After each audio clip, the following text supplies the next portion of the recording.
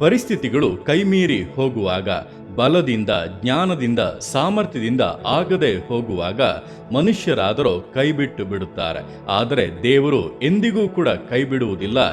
ಕಾರಣ ಆತನಿಗೆ ಯಾವುದೊಂದು ಅಸಾಧ್ಯವಲ್ಲ. ಆತನಿಂದ ಎಲ್ಲವೂ ಸಾಧ್ಯ.